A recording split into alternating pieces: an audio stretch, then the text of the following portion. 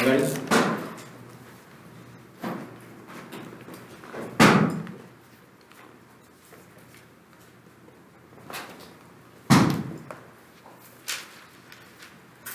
Anybody? Bueller? Probably don't even know what Bueller's Day Off is. It's a great movie. It's a good movie. Alright, a system is just two or more equations kind of working together. When we do a system, we have three ways to get an answer.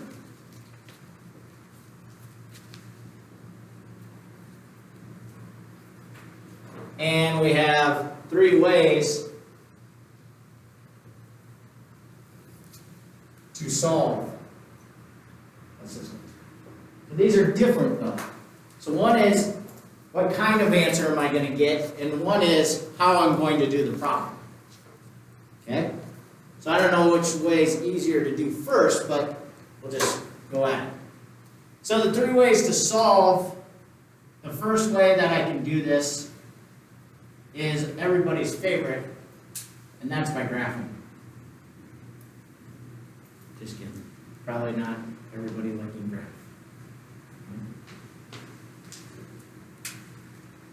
And so, remember when I'm going to graph, I want to turn everything into y equals mx plus b. So I'm solving the equation to get the y all by itself, and then I'm going to use that form to graph my actual equation. And so then it leads us kind of into the three ways to get an answer. And the three ways, number one, which will probably happen the most, is to have one solution. And the one solution then is going to be a point, an x and a y. So if I'm thinking about graphing and I told you that it was two or more equations working together, how would I get my answer of one solution or a point by doing a graph? What would my graphs have to do to each other?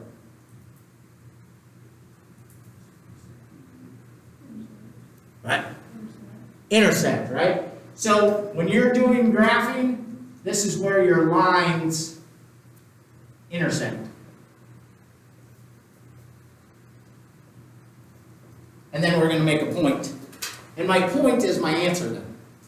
This one, when you're talking about how often you would get like one solution for your answer, this is probably going to be the majority of the time. 95% of the time. So, what's another way? Well, if we continue to talk about the graphing, what could happen with two lines on a graph besides intersecting? Well, they could be parallel. So what's going to happen with the lines? They'll never what? They'll never cross, right? So what do you think my solution is then? No solution. So we could have one solution, or we could have no solution. And in no solution, when you're graphing, just like Bo said, these are parallel lines. They're never going to cross.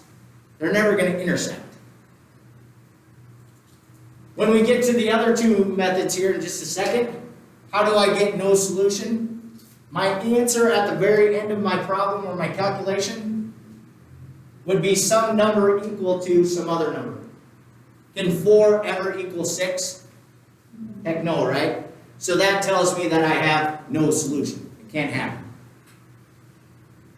So what's the third way then that I can get a solution? If I have where they cross, if I have where they never cross, what would happen in the third situation? Many solutions, or infinite solutions, right? Now, when I'm talking about graphing again, how can I get infinite number of solutions? Exactly right. So this would mean that it is the exact same line. Where you're going to say, well, that's pretty obvious. Well, they're going to manipulate the equation where they, like coefficients and stuff are different. So your first line might be up here, and your second line might be down here, but if I extended them as true lines, they're going to run into each other. Okay? How do I do that with my other two ways? What would my numbers have to be in that situation?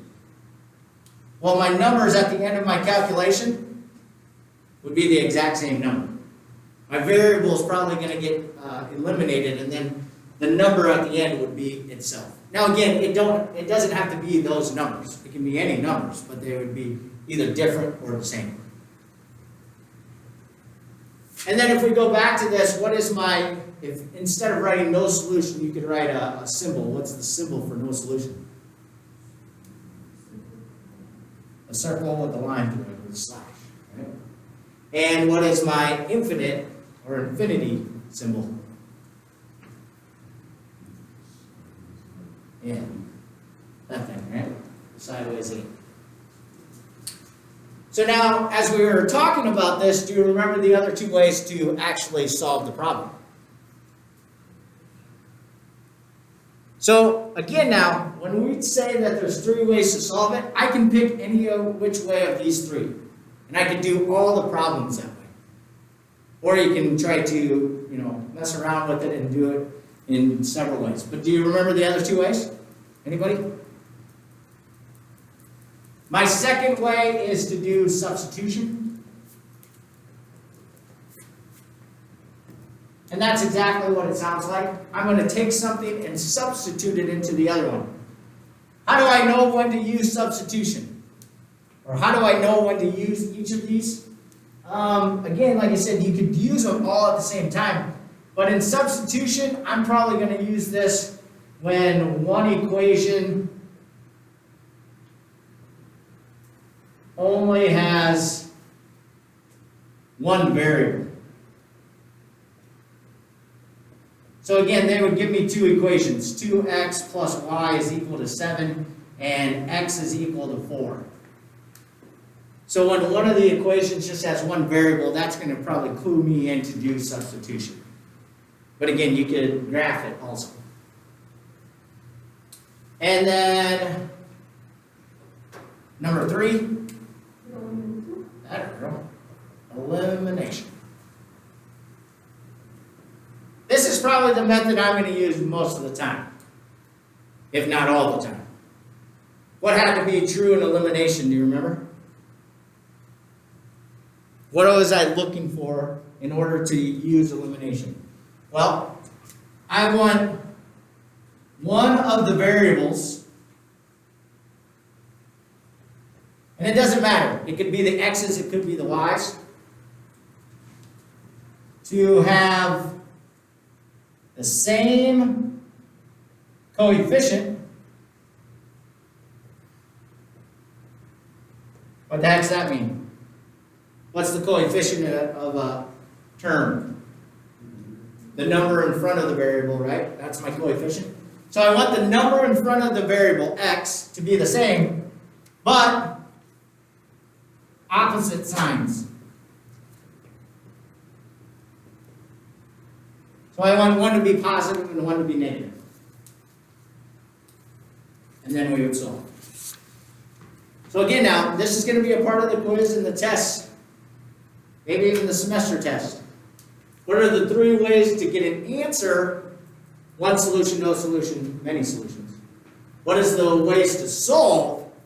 By graphing, by substitution, and by elimination. Okay. And again, I can use any one of these 3 all the time. How many of you are going to carry around graph paper to do the first one? Probably not a whole lot of you. How many of you are even going to take the time to graph it? Probably not a whole lot of you, unless I specifically tell you to do that. So I would guess you're probably going to eliminate this one. Substitution gets a little messy if you don't have one of your equations where it's only one variable, because then you're solving or manipulating that second equation, and a lot of times you end up using fractions. And we know that a lot of you don't like fractions. So again, I'm not telling you that you have to do elimination, but I'm going to probably use elimination as much as anything. So, any questions with any of that?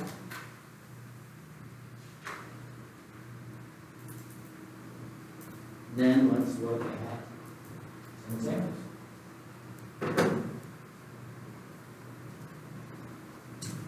So in these problems right here, I actually did say how to do it. But again, that doesn't really mean that you have to do it this way. But we'll show you one way of all of them, and again, make your own decision. So again, y equals negative 3x plus 1, and y equals x minus 3. And a lot of times they group it with a swirly bracket. And so you know that you would do this. When you get into Algebra 2 next year, you'll have like 3 or 4 of these together, and then they'll make like shapes. So you'll start graphing them, and then it'll end up with a rectangle or a triangle in there. And inside that area is your actual answer. Okay? So again, if I'm going to graph this, the first thing that I have to do is turn it into y equals mx plus b so I can graph it. Already done for me, right? So once I have that, I'm going to come over here and I'm going to graph it. So if I look at this first equation, how do I graph that first equation? Where do I go? 1 where? Up 1, right? Remember, I always have to start with my y-intercept. That's this number way over here. And that always tells me to go up or down. And then the number in front of x is my slope. So I go where? To the right one. Down 3. To the right one. I should always have at least 3 points. I take my ruler and I connect my dots. Hopefully I actually hit the dot. Yeah. And then I go and do the next one. So how do I graph the second equation? Go down 3, and then what? Up 1, over 1. See, I already hit it. So that's really my answer, but if you want to continue, we could go for the next one. I draw my second line. You really don't even have to draw the lines here, you just need the dots. Because we're looking for what? Where they actually cross each other, right? So here's my answer. Now again, this is kind of being picky, but you need to write the answer as a point. So what's my answer?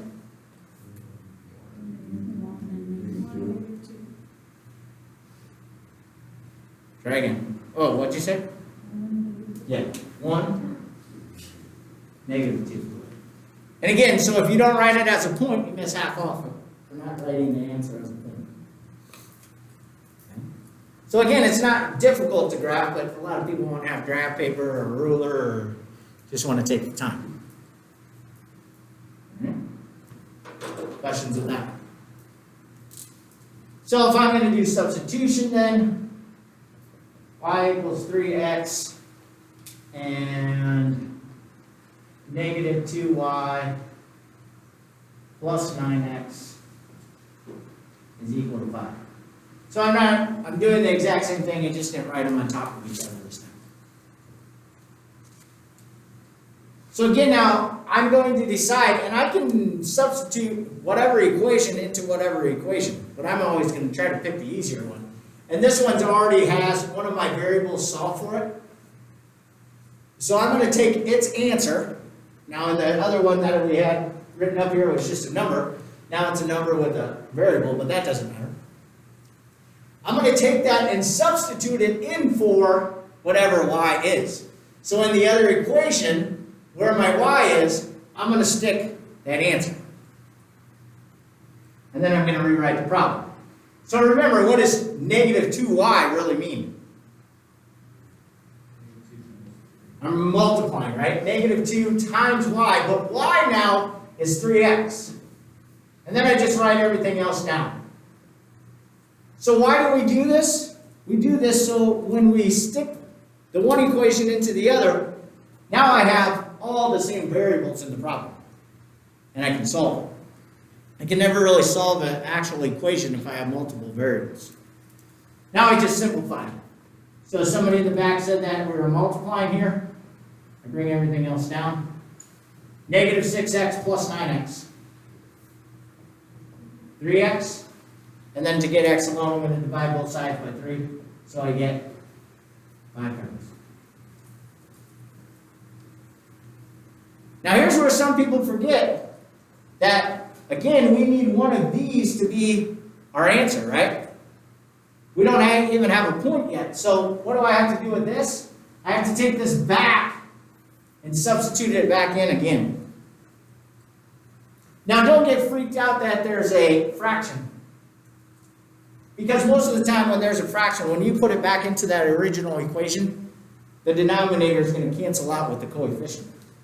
So basically, I'm going to take y is equal to 3 times x, but now I know that x is 5/3.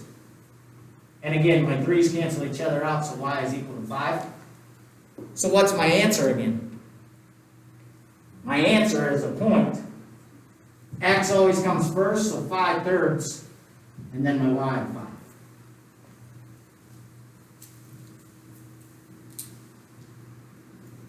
So we could have taken the time to turn this into y equals mx plus b, and then graph both of those, and we would have ended up crossing at that point either way. But again, most of you aren't going to do graphing. Okay with that though? And then the last kind is elimination.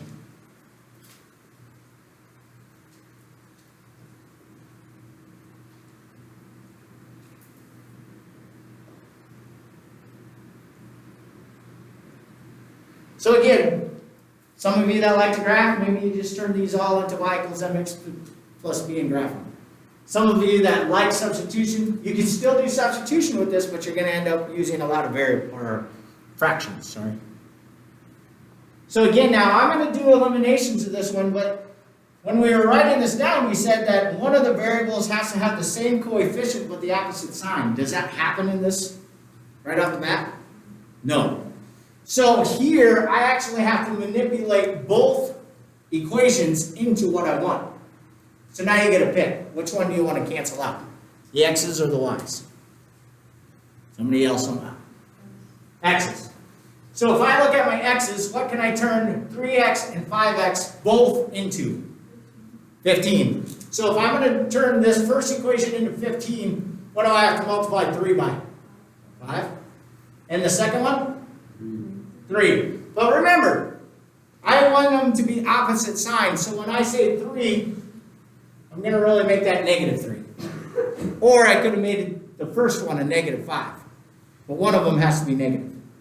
So now I just simplify by distributing my 5 through the parentheses. So what do I get?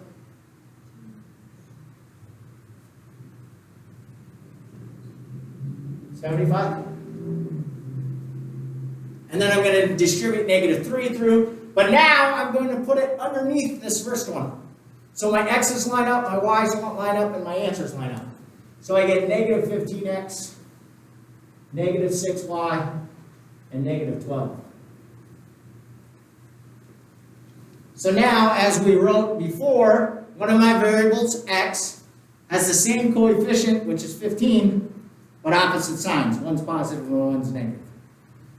So when I finally get to this step, I'm going to add them together. Up and down. So what happens to my x's? They cancel out. What happens to my y's? I'm left with 29y is equal to 63. So, what do I get? Whoops. Sorry. 63 divided by 29, is that even number?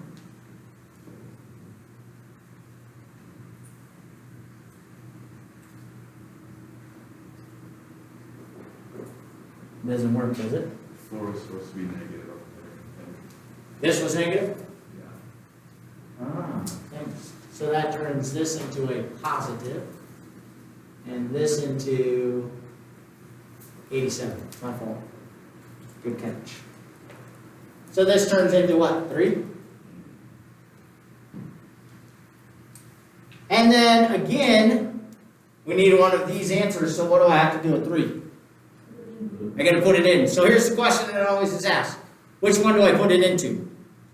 Doesn't really matter. I can even put it into one of my new equations. Because if my new equations were wrong, this is the wrong answer in the first place. So it doesn't really matter. But maybe you go back to the original problem, it doesn't really matter. These are smaller numbers, I'm gonna put it right there. 5x plus 6 is equal to -4, right? 3 goes into y, so 3 times 2 is 6. How do I get x alone? Subtract 6, divide by 5, and I get my x. So my answer again is -2. Now again, as you go through this process, if we would have tried to, or gotten number 2 or number 3, in one of these problems or one of these problems, my variables are going to get canceled out, and the number at the end is just going to be either the same or different, and that'll tell you if it's no solution or infinite number of solutions. Okay. Questions? Anybody want to see more examples?